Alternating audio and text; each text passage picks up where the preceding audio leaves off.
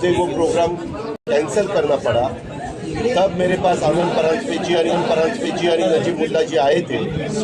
तब मैंने दो छोटी एक क्लिप उनको दी थी और बताया था कि आज नहीं, लेकिन सेशन खत्म होने के बाद मैं जरूर आ जाऊंगा।